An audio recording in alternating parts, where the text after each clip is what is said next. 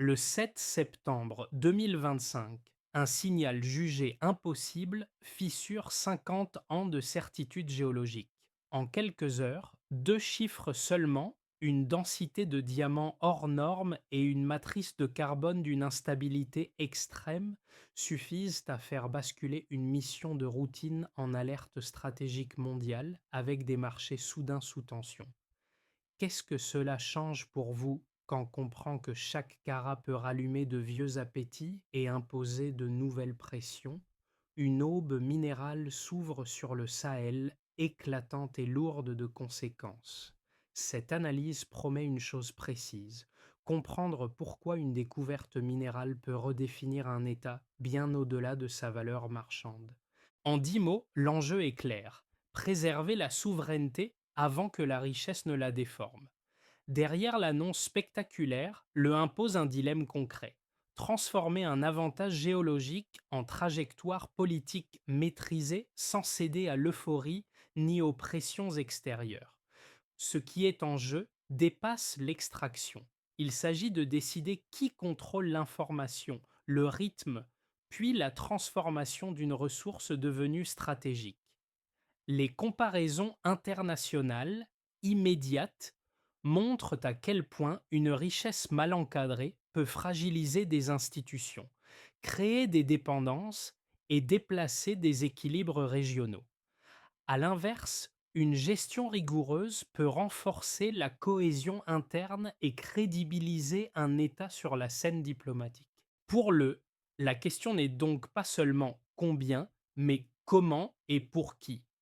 Comprendre cette séquence permet d'anticiper les choix à venir, leurs risques et leurs marges de manœuvre, avant que l'histoire ne s'écrive sous la pression de l'urgence.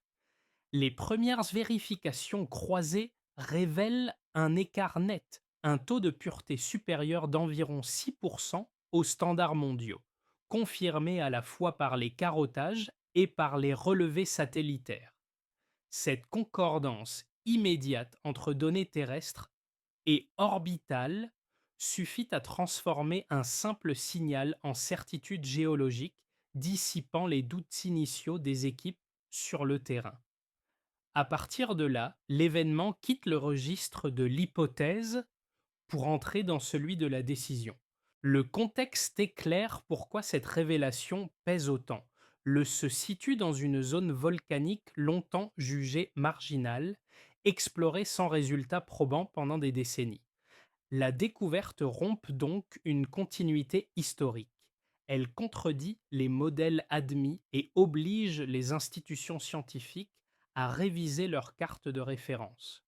Cette rupture explique la rapidité avec laquelle l'information remonte vers, puis vers les marchés et les chancelleries. Au petit matin du 7 septembre, une équipe mixte burkinabé et chinoise mène une prospection de routine lorsqu'apparaît une matrice de carbone cristallisée d'une taille jamais enregistrée localement. Les ingénieurs soupçonnent d'abord un dysfonctionnement logiciel. Quelques heures plus tard, les satellites confirment l'anomalie parfaitement structurée. L'alerte devient prioritaire. À 8h30, le centre géologique transmet un message classifié au palais présidentiel. À 9h15, un conseil restreint se réunit. C'est à ce moment qu'impose un cadre. Verrouiller le périmètre, limiter la circulation des données, éviter toute interprétation prématurée. Cette posture traduit une compréhension précoce de l'enjeu. Avant même l'exploitation, le contrôle de l'information conditionne la souveraineté. Le mini-révélateur n'est donc pas seulement un chiffre ou une image satellite, mais la vitesse avec laquelle un État comprend que la science peut devenir un fait politique. Dès les premiers jours, la découverte prend un visage humain à travers ceux qui se trouvent au plus près du ingénieurs et militaires deviennent les premiers médiateurs entre un fait scientifique brut et sa compréhension collective. Leur rôle dépasse la technique. Ils traduisent l'urgence en gestes concrets, expliquent l'invisible et instaurent une discipline nouvelle sur le terrain. décrivent une sensation singulière en s'approchant du site. Sous les pas, des vibrations infimes rappellent la présence d'une chambre magmatique dont la stabilité reste à évaluer. Rien d'alarmant, mais rien de rassurant non plus. Cette impression de seuil alimente une vigilance permanente. Les ingénieurs ajustent les protocoles, multiplient les relevés et réduisent gainant les marges d'erreur, conscients que chaque donnée mal interprétée pourrait déclencher des réactions en chaîne. Autour du site, l'impact est immédiat. Les marchés locaux se vident par moments, les habitants se regroupent autour des radios communautaires pour suivre les annonces. L'information circule plus vite que les convois logistiques. Dans les villages voisins, des rassemblements spontanés mêleront à prudence et fierté, comme si la découverte redéfinissait soudain la relation entre la Terre et ceux qui l'habitent. A. Les premiers échanges entre scientifiques et autorités politiques dessinent un langage commun. Apparaît brièvement sur le terrain, attentif aux explications techniques, posant des questions précises sur les couches géologiques et la teneur en carbone. Cette présence, discrète mais symbolique, renforce l'idée que la souveraineté commence par la compréhension. Le sens qui s'impose est simple: comprendre tôt pour agir juste avant que l'élan ne devienne incontrôlable. Tout bascule d'abord par une activation discrète. Aux premières heures suivant la confirmation satellitaire, le site du change de statut sans annonce publique. Les communications se resserrent, les accès sont filtrés et les rapports deviennent plus courts, presque codés. Ce qui relevait encore de la science appliquée glisse vers la gestion du risque. Comprennent que la vitesse compte autant que la précision. Chaque minute gagnée réduit la probabilité d'une fuite et, avec elle, l'entrée d'acteurs non maîtrisés dans l'équation. La montée vers le point culminant s'opère en quelques heures. Les premières images aériennes montrent des reflets bleutés inhabituels dans les roches, signe d'une concentration exceptionnelle en carbone cristallisé.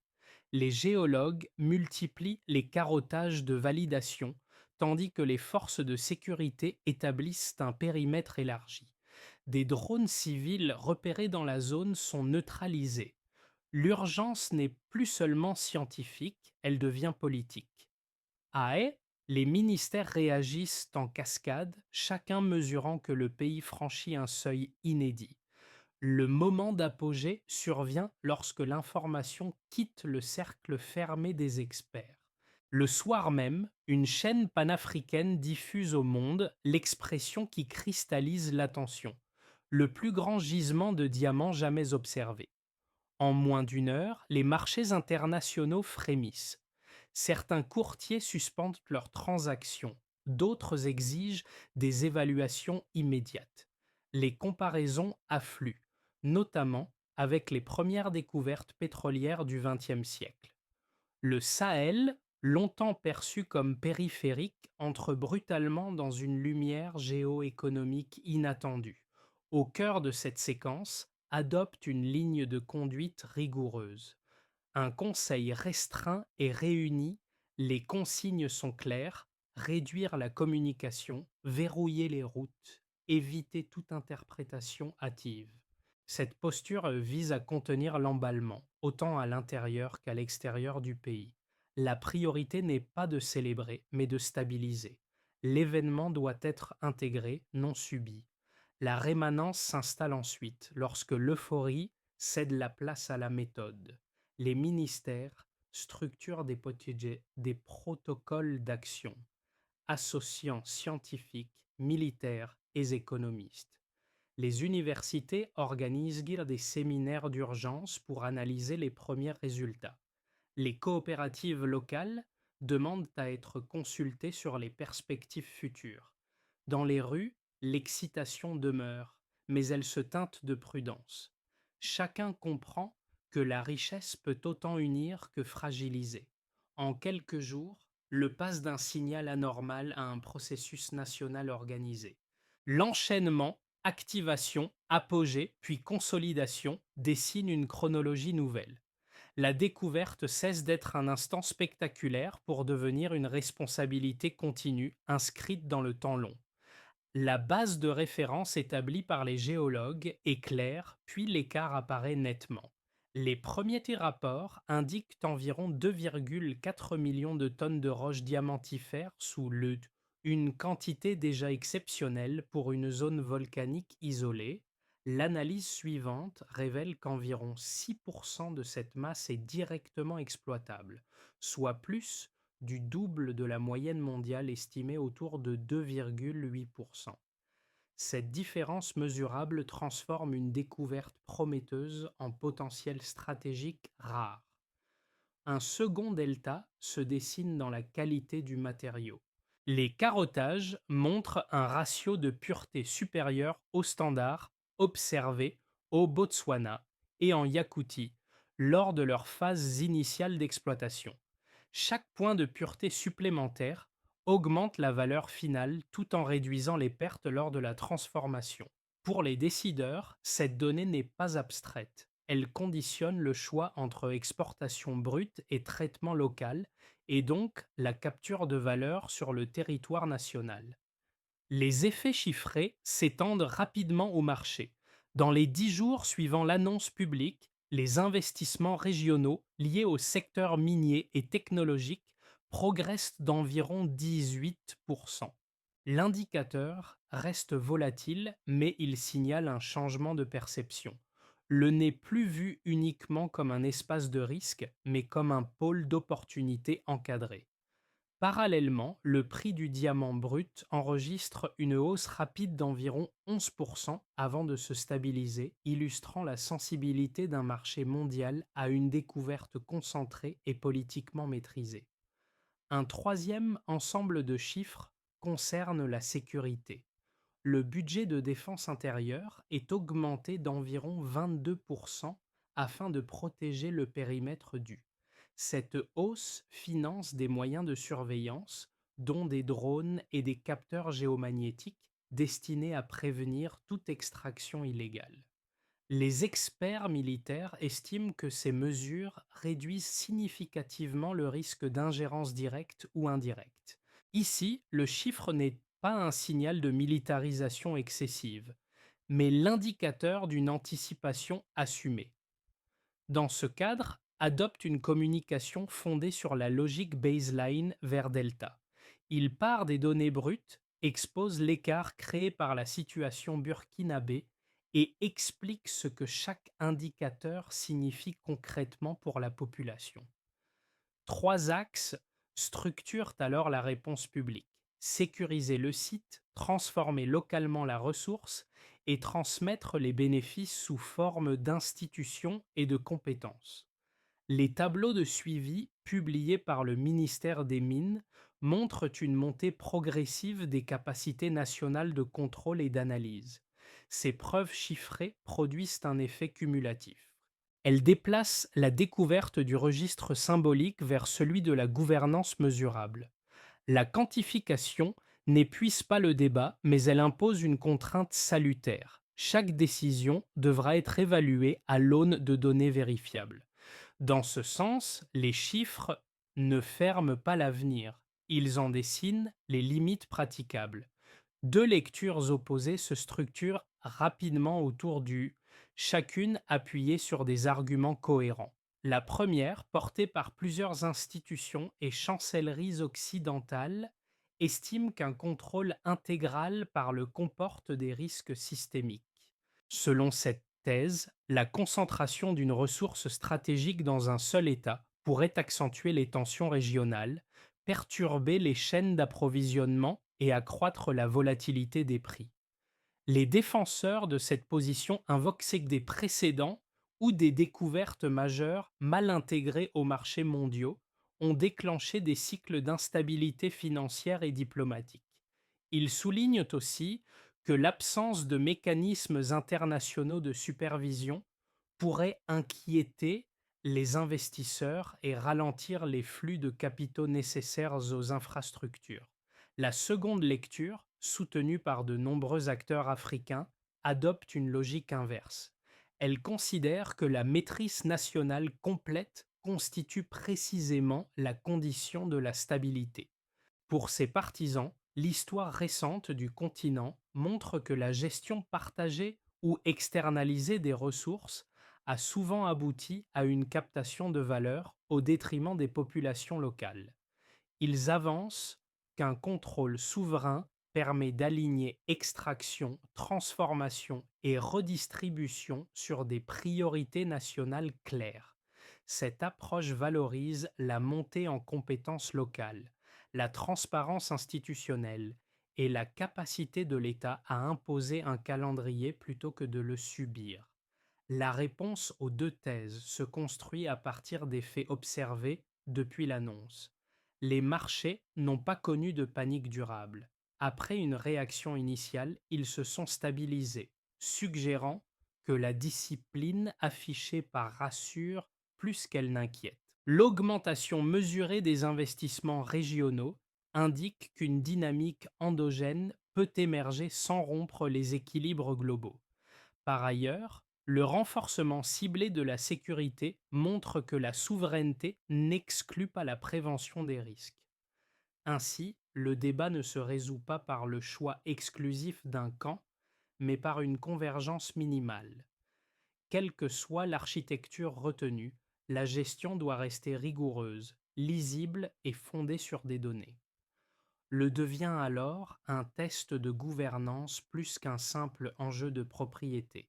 À ce stade, les analyses cessent de commenter la découverte pour en mesurer la portée stratégique. Les rapports internes ne parlent plus seulement de volume ou de pureté, mais d'un repositionnement durable dû dans les équilibres régionaux.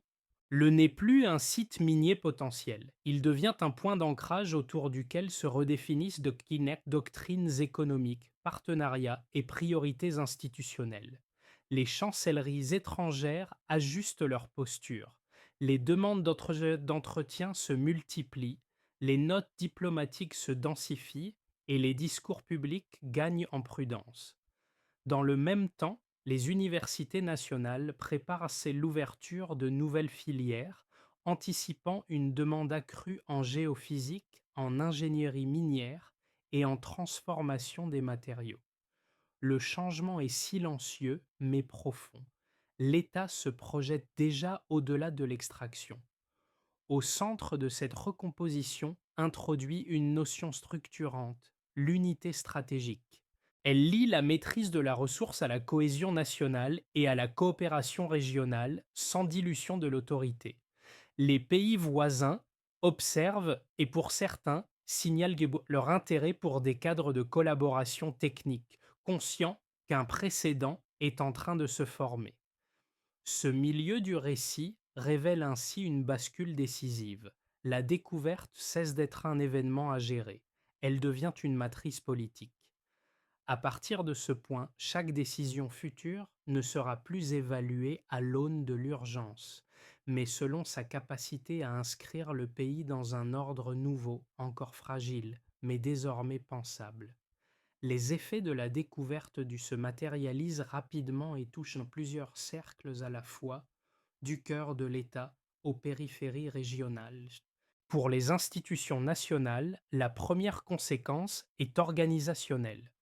La création de fonds dédiés et de comités interministériels traduit une volonté de canaliser la richesse avant qu'elle ne disperse les priorités. Les administrations révisent leur calendrier, intègrent de nouveaux indicateurs et renforcent les mécanismes de contrôle. Cette réactivité institutionnelle vise à transformer un choc exogène en trajectoire gouvernable, en évitant les déséquilibres budgétaires ou les attentes irréalistes. Pour les entreprises nationales, l'impact est structurel. Les autorités privilégient les sociétés locales dans les contrats de logistique, de surveillance et d'ingénierie, créant un effet d'entraînement inédit. Des startups émergent autour des besoins de sécurité, d'analyse de données et de maintenance, tandis que les coopératives cherchent à se positionner dans la chaîne de valeur.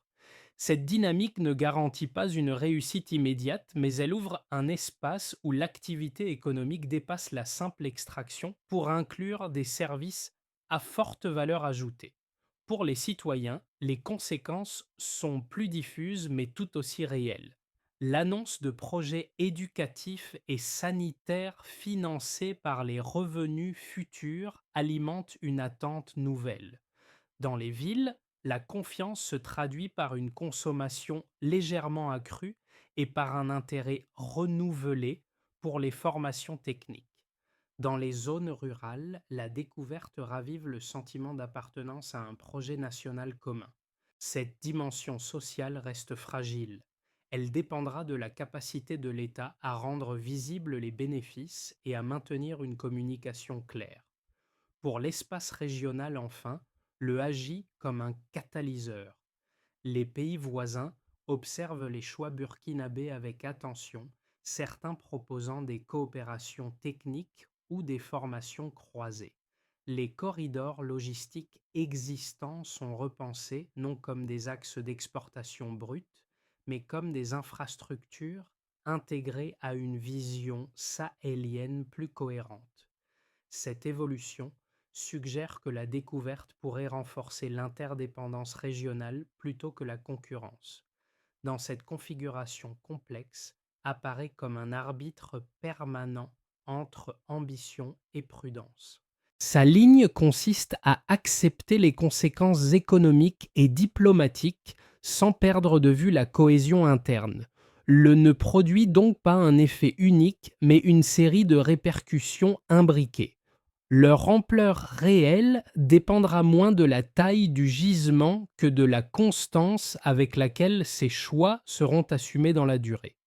À moyen terme, l'évolution du autour du dépendra d'un équilibre délicat entre contrôle interne et pressions externes. Trois trajectoires plausibles se dessinent, chacune conditionnée par des choix déjà engagés et par des réactions encore incertaines. Dans le scénario de base, l'État maintient une stratégie de contrôle strict tout en ouvrant des partenariats techniques limités. Les phases pilotes d'exploitation démarrent progressivement, permettant de tester les capacités nationales sans provoquer de choc sur les marchés internationaux.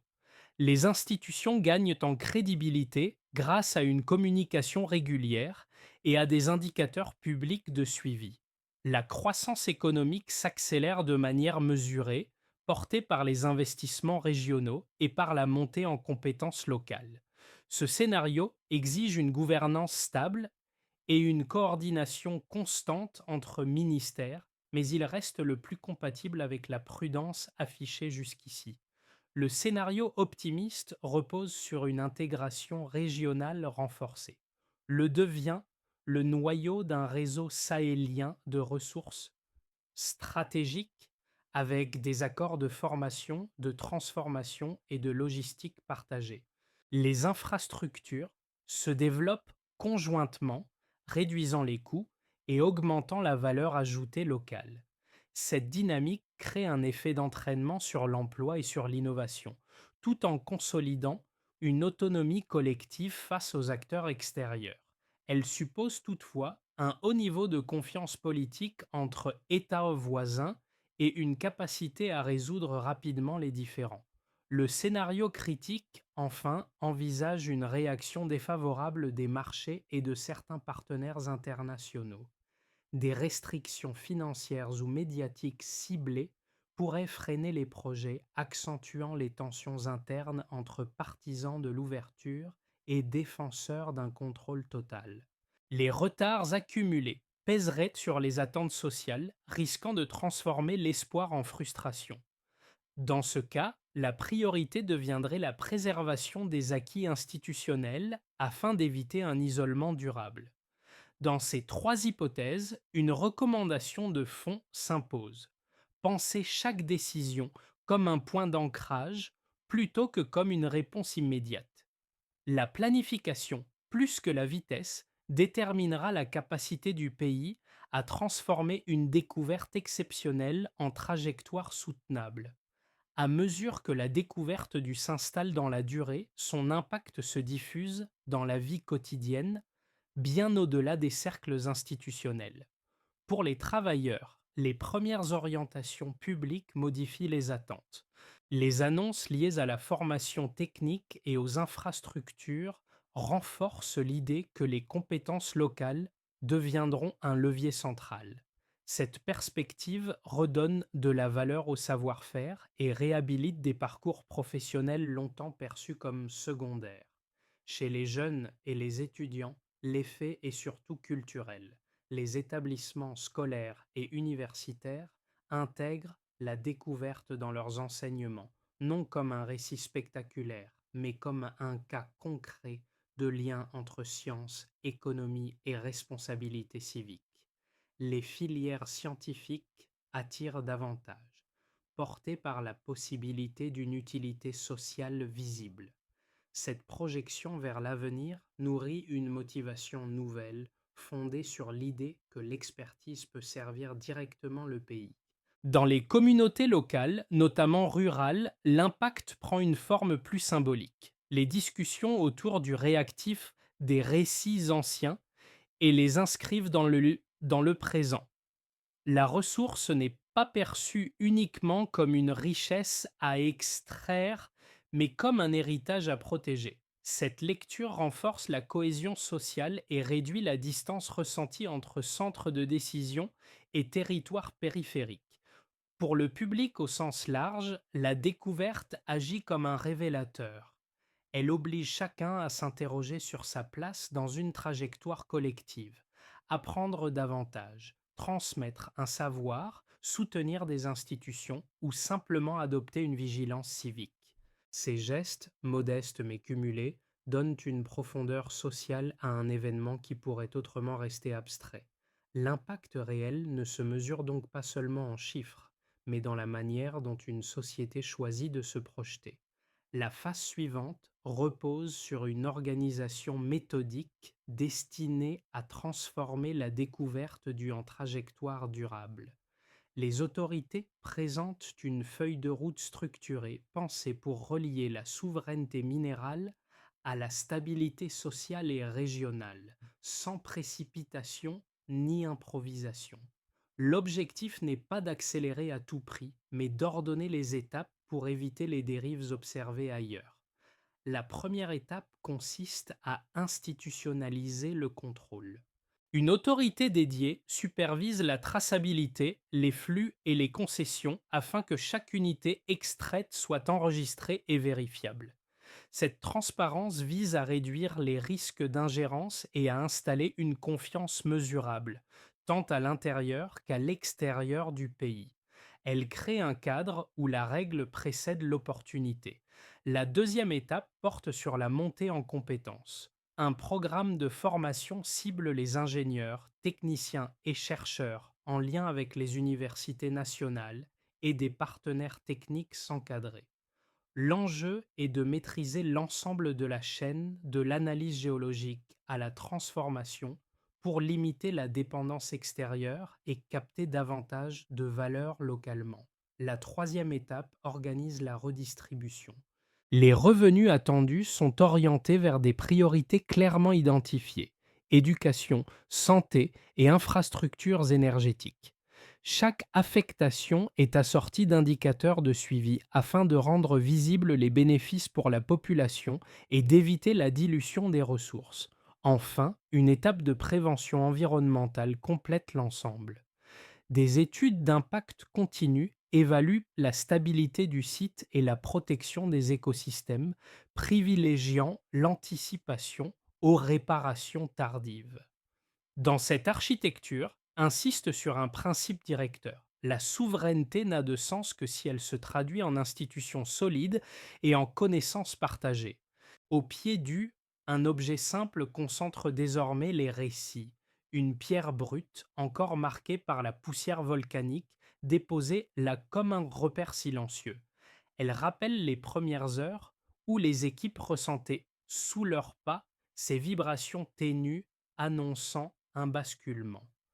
Autour d'elle, habitants et visiteurs projettent une mémoire en construction, faite d'attentes, de retenue et de fierté mesurée. Les anciens évoquent les histoires transmises, ou la Terre ne révèle ses richesses qu'au moment jugé juste.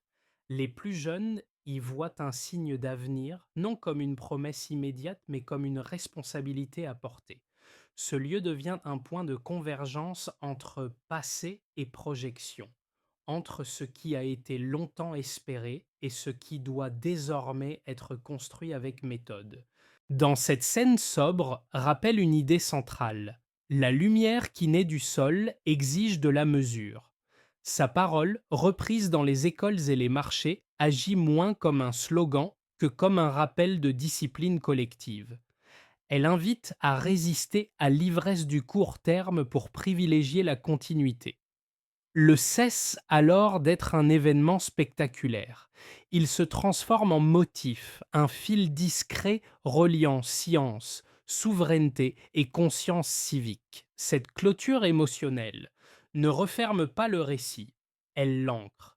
Elle suggère que la véritable richesse réside peut-être dans la capacité d'un pays à se reconnaître dans la manière dont il choisit d'avancer. À ce stade, la découverte du n'appartient plus seulement aux institutions ou aux experts. Elle s'inscrit dans un espace plus large, fait de gestes ordinaires et de choix quotidiens. Les familles, les enseignants, les travailleurs et les étudiants participent déjà, parfois sans le formuler, à la manière dont cet événement s'enracine dans la société.